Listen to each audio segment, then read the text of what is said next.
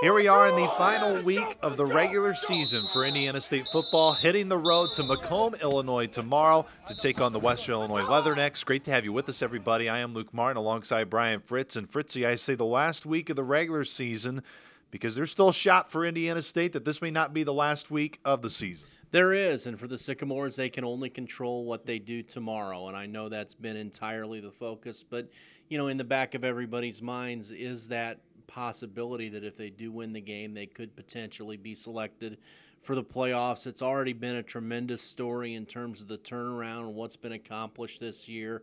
That would just really be icing on the cake. I think it is a lot like, of course, when your team's on the bubble when it comes to March Madness. You're reading every bracket projection. You're looking at every publication to try to find an answer. But it is pretty simple. For Indiana State, nothing's going to happen unless you win this game. That's exactly right. If they don't win the game, they're not going to be part of any discussion or anything like that. And, again, no matter, there are lots of different people that do lots of different projections, and ultimately it just comes down to the people that are in that room are going to make a decision. So all you can do is do the best job that you can, focusing on your business this week. And there are some things that would really lend itself for Indiana State to have a strong case. 5 straight wins in the Missouri Valley Football Conference being one of them, which is what they would be at if they win this game tomorrow.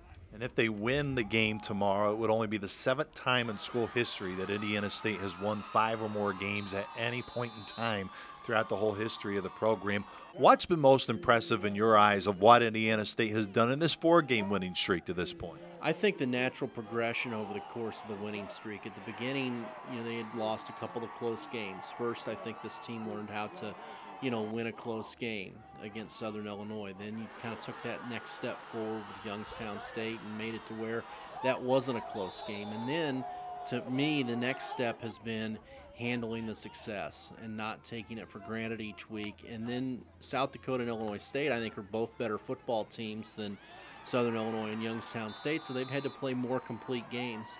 Against Illinois State, I felt like Indiana State made very, very few mistakes, forced some turnovers, just really played winning football, I thought, in all 3 phases. And, am excited to see if they're able to do that again tomorrow against Western Illinois.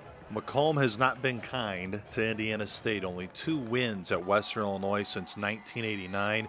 Give credit. A big reason for that is because the challenge is at hand, and this one's not going to be any different. This Western Illinois team, under the direction of Jared Elliott, they are fighting their tails off each and every week. They have been in each and every football game. They've beaten UNI, which we saw what UNI did to the Sycamores back in September. This is not going to be an easy game by any stretch of the imagination for Indiana State to close out the year. They're having the same kinds of discussions too. Hey, if we win, we think we're going to be, whether they will be or not, I don't know. But they're certainly approaching the game the same way. It's a long road trip. The weather is always, frankly, miserable over there. I'm sure it'll be cold. I'm sure it'll be gray. Your locker room's a long way from the field. There are just a lot of things about this trip that make it difficult historically. Also, they've year in, year out been a pretty good football team. And the other aspect of it, too, I've joked with you, the one thing I've not been through in terms of a broadcast is a snow game. Well, right now it's playing the snow in Macomb tomorrow.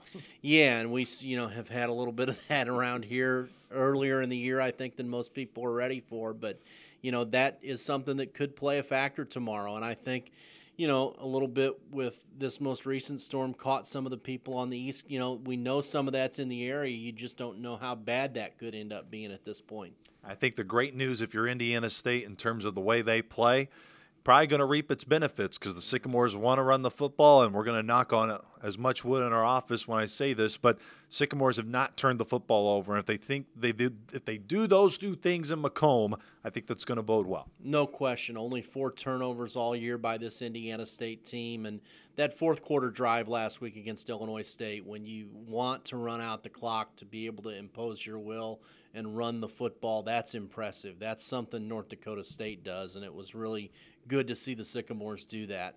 Playoff implications for the final game of the season for Indiana State. You can check it out tomorrow. 2 o'clock Eastern will be kickoff. We'll be on the air at 1 o'clock Eastern on WIBQ 97.9 FM for the Pepsi Countdown the Kickoff. For my partner Brian Fritz, I am Luke Martin. Enjoy the game tomorrow. Go Sycamores. Beat the Leathernecks.